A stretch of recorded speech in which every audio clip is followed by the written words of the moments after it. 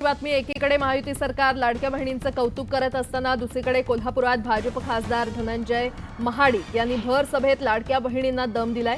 धनंजय महाडिक नेमकं काय म्हटलेत आपण पाहूया। पाहिजे मानसिंग पाटील आणि राजू मोरे तुम्हाला सांगतो, जर इथं काँग्रेसची रॅली बिली निघाली आणि त्यामध्ये जर तुम्हाला महिला दिसल्या ज्या 1500 रुपये आपल्या योजनेच्या घेतात, त्यांचे फोटो काढून घ्या, फोटो काढून घ्या, त्यांची नावं लिहून घ्या। कारण बरोबर आहे का नाही? म्हणजे घ्यायचं आपल्या शासनाचं आणि गायचं त्यांचं असं नाही चालणार। जर कोण आणखी अनेक ताया महाराष्ट्रामध्ये छाती बडवायला, आम्हाला नकोत पैसे, आम्हाला नकोत, आम्हाला सुरक्षा पाहिजे, पैसे नकोत, पैसे नकोत, राजकारण करता या पैशाचं। काँग्रेसच्या सभेला जर महिला दिसल्या जाऊन फोटो काढायचे, काँग्रेसच्या रॅलीमध्ये महिला दिसल्या जाऊन फोटो काढायचे, फोटो आमच्याकडे द्या, आम्ही व्यवस्था करतो त्यांची। आणि जर लय मोठ्यानं कोण भाषण करायला लागली किंवा दारात कोण जर आली तर लगेच एक फॉर्म मध्ये यायचा, बाई तुला नको आहेत ना पैसे, ह्याच्यावर खाली सही कर, लगेच उद्यापासून बंद करतो म्हणायचं, पैसे बंद, उद्या बंद, आमच्याकडे काही पैसे लय झालेले नाहीत। मध्य आणि पश्चिम रेल्वेवरील रेल्वे रुळांची दुरुस्ती आणि तांत्रिक कामांसाठी आज दोन्ही मार्गावर ब्लॉक घेतला जाणार आहे आणि त्यामुळे मुंबईकरांचे हाल होणार आहेत। सणासुदीच्या काळात झालेल्या चेंगराचेंगरी प्रकरणानंतर रेल्वेनं निर्णय घेत फलाट तिकीट बंद केलं होतं, मात्र आता ते पुन्हा सुरू करण्यात आलेलं आहे। यासोबतच इतरही काही महत्त्वाच्या बातम्या आपण पाहणार आहोत। तुर्तास एक छोटासा ब्रेक घेऊन लगेचच परत येतोय। पाहत रहा न्यूज 18 लोकमत।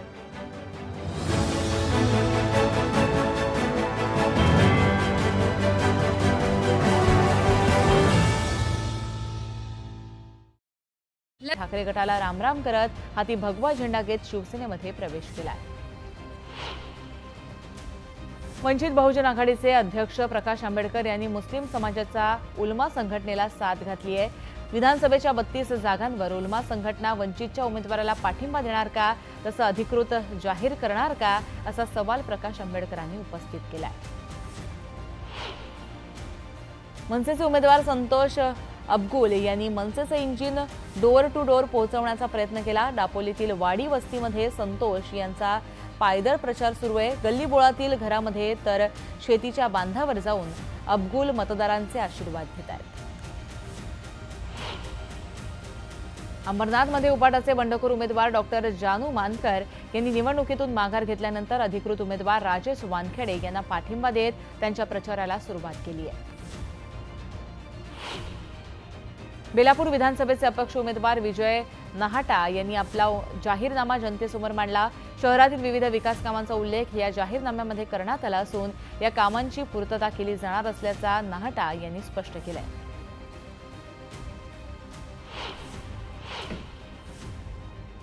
विस्थापितांचं राज्य यावं म्हणून जरांगे पाटलांनी आमच्यासोबत यावं असं आवाहन छत्रपती संभाजीराजे यांनी केलं। तसंच ऐरोलीत आमचा पहिला आमदार निवडून येईल असा विश्वासही संभाजीराजेंनी व्यक्त केला। अपक्ष दिव्यांग उमेदवार रामदास पाटील सुमन ठाणकर स्कूटरवरून प्रचार करताना दिसले। शहरातील मतदारांशी ते संवाद साधतायत। भाजपला रामराम ठोकून ते हिंगोली विधानसभा मतदारसंघातून अपक्ष निवडणूक लढवत आहेत। वाशिमचे माजी नगराध्यक्ष अशोक हेडा यांनी उपमुख्यमंत्री देवेंद्र फडणवीस यांच्या उपस्थितीत पक्षप्रवेश केला। सई डहाके यांच्या प्रचारासाठी आले असता अशोक हेडा यांनी भाजपमध्ये प्रवेश केला। लोणावळ्यात मावळ मतदारसंघाचे उमेदवार राष्ट्रवादीचे उमेदवार सुनील शेळके आणि बंडखोर अपक्ष उमेदवार बापू बेगडे यांच्या कार्यकर्त्यांमध्ये बाचाबाची झाली। सुनील शेळके प्रचारादरम्यान राम मंदिरात दर्शनासाठी आले असता दोन्ही गटाचे कार्यकर्ते हे आमने-सामने आले। नाशिकच्या पश्चिम विधानसभा मतदारसंघातून 2 सख्खे भाऊ निवडणुकीच्या रिंगणात उतरलेत। मनसेचे दिनकर पाटील आणि बंधू दशरथ पाटील स्वराज्य पक्षाकडून निवडणूक लढवत आहेत, तर आपला विजय निश्चित असल्याचा विश्वास दिनकर पाटील यांनी व्यक्त केला आहे। कन्हेरीच्या मारुतीला नारळ वाढवून राष्ट्रीय समाज पक्षाचे बारामतीचे उमेदवार संदीप चोपडे यांनी प्रचाराचा शुभारंभ केला। यावेळेस राज्यामध्ये 2 अंकी आमदारांची संख्या आम्ही नक्कीच गाठू आणि किंग मेकर ठरू असा विश्वासही जानकर यांनी व्यक्त केला आहे। देवेंद्र फडणवीसांनी मराठा नेते विनोद पाटलांची त्यांच्या निवासस्थानी भेट घेतली. दरम्यान विनोद पाटील यांची भेट पूर्णतः कौटुंबिक होती. आरक्षणाबाबत निर्णय घेताना त्यांनी मदत केली होती, त्यामुळे भेट घेतल्याचं फडणवीसांनी म्हटलंय. जळगावात विधानसभा मतदारसंघाचे महायुतीचे उमेदवार आमदार सुरेश भोळे यांनी प्रचार रॅली काढत नागरिकांशी संवाद साधला. यावेळेस महिलांच्या चांगल्या प्रतिसादामुळे राजू मामा भोळे भारावून गेले. राजू शेट्टींचे शिलेदार सावकार माद नाईक यांनी परिवर्तन महाशक्तीच्या प्रयोगाला भूमिकेला विरोध केला. शेट्टींच्या भूमिकेला विरोध करत माद नाईकांनी महायुतीला पाठिंबा दिलाय. नाशिकच्या देवळाली विधानसभा मतदारसंघात महायुतीतील शिवसेना आणि राष्ट्रवादी काँग्रेस आमने-सामने आले. राष्ट्रवादीकडून सरोज अहिरे रिंगणात आहेत, तर शिवसेनेकडून राजश्री अहिरराव यांना तिकीट देण्यात आलं. एकनाथ शिंदे यांच्या आदेशानंच उमेदवारी मिळाल्यानं राजश्री अहिरराव म्हणाल्या. जळगावच्या पाचोरी विधानसभा मतदारसंघात महाविकास आघाडीचे उमेदवार वैशाली सूर्यवंशी यांनी गावखेड्यासह गल्लीबोळामध्ये प्रचार सुरू केला. दरम्यान शहरातील विकास हेच माझं उद्दिष्ट असल्याची प्रतिक्रिया वैशाली सूर्यवंशींनी दिली आहे.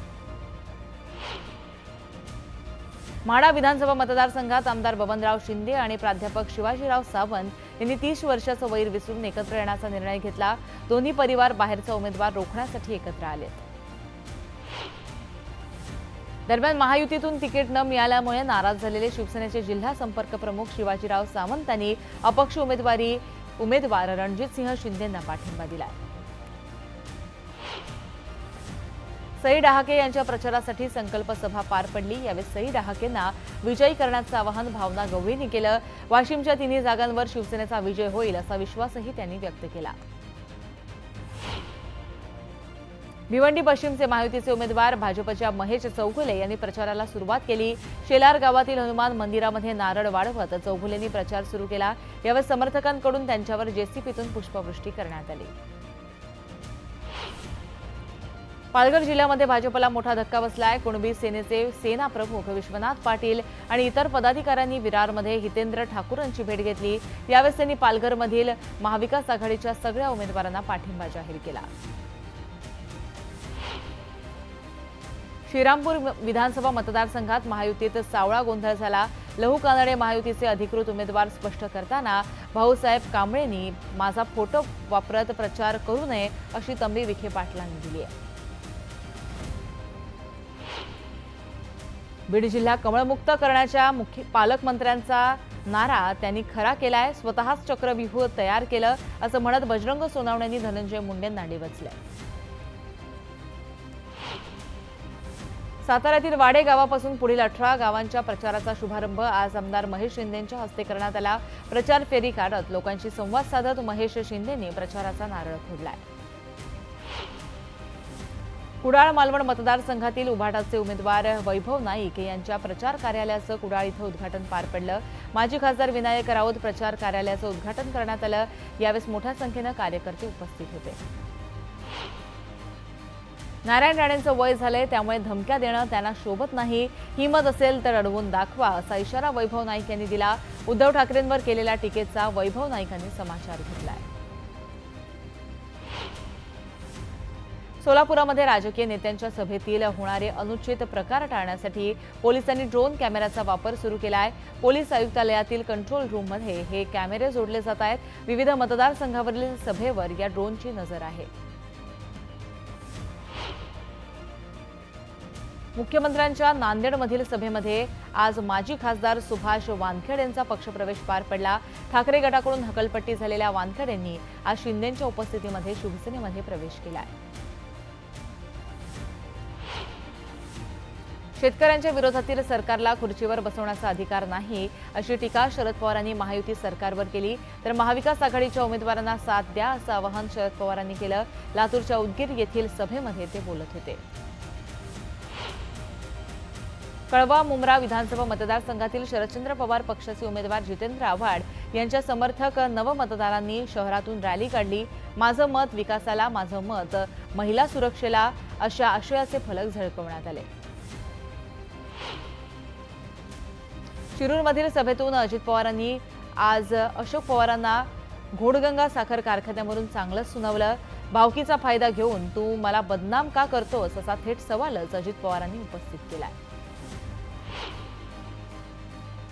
गेल्या वेळी तुम्ही गद्दाराला पाडलं, आत्ताही गद्दाराला पाडायचे असं आवाहन उद्धव ठाकरेंनी हिंगोलीकरांना केलं. आधी मला म्हटलं साहेब तुम्ही जाऊ नका आणि नंतर हाच तिकडे गेला आणि नंतर कळलं याची पापं काय आहेत असं म्हणत उद्धव ठाकरेंनी संतोष बांगरांवर नाव न घेता टीका केली आहे.